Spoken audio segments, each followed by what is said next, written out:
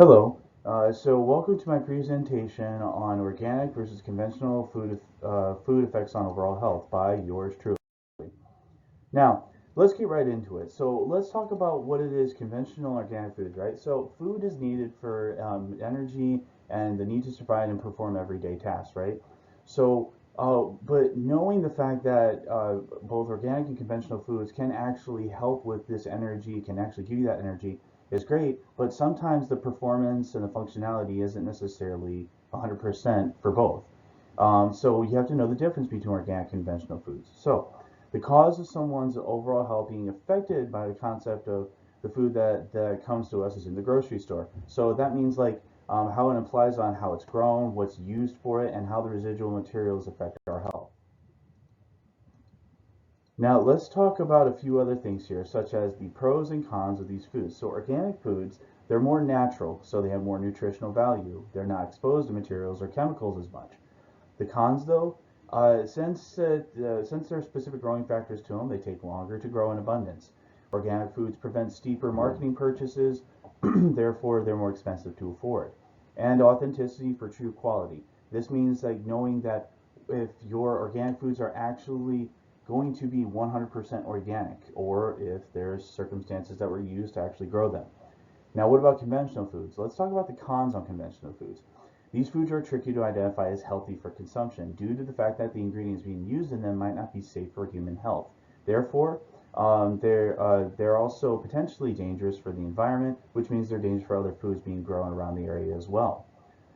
So, that being said, pros for conventional foods, though, is that they're easy to acquire. They're abundant. They're everywhere. You know, you can go to a simple store and it's right off to the side. Um, but however, even though they might not be really as healthy, they still provide energy and substance or sustenance to our appetites and our bodies, which it can be great and all, but it has its effects.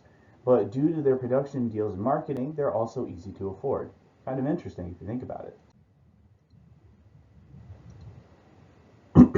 Now, so an experiment was done with 8 crossover clinical trials with 4 to 5 days of diet substitution for kids and up to 22 days for adults. When they did these clinical trials, they switched conventional foods to organic foods. So that being said, we're talking about the aspect of utilizing a couple of kids and adults to analyze pesticide excretion in urine.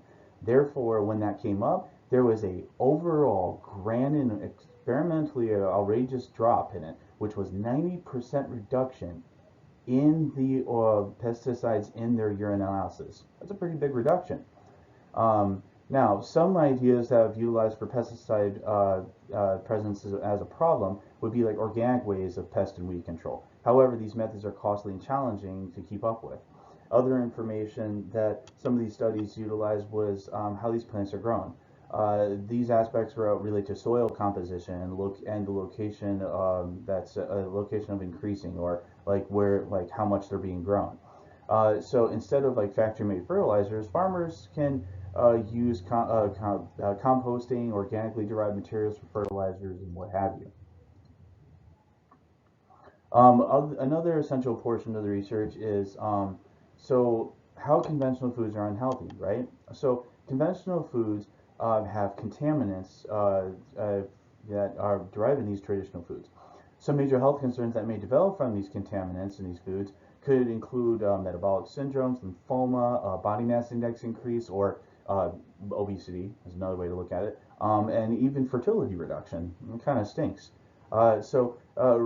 Researchers have noticed that reducing pesticide exposures and consumption can aid in some of these health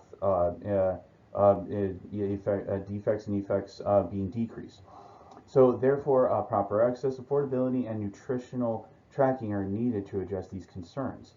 However, one crucial aspect of these researches was that there wasn't more refined detail. Besides urine analysis, there could have been blood analysis, bodily measures, BMI index measures, tracking, what have you. So why did I choose this topic? Why organic and conventional foods? Well, dieting is one of the main reasons why poor health and symptoms are actually occurring. So consuming a proper diet does help with your overall just energy and the aspect of who you are. So consuming a diet primarily composed of organic foods will improve overall health outcomes compared to consuming a diet mainly of conventional foods. Now, the benefits of having access to affordable and organic foods would increase overall public health to a town, a city, or an entire country, and even the whole world. Additionally, it would help ecosystems with balance and also stability, so that this way there's no chemical components being used. Ultimately, it's important to have this as an attention for the sake of the overall health of human health across the globe, ecosystem cooperations, and the reduction in health issues that can continue to rise in numbers to this day. A healthy individual has more energy, a longer lifespan, and a better mentality about life, granting the chance to bring newer and healthier generations into this world. So here we have the reference. I would suggest checking out this reference. It's really good, really nice reference. Use the website to check it out. This has a lot of the data that I used here, and on top of that, it has some other refined details behind some of the experiments. So thank you very much for watching, and I hope you enjoyed my presentation.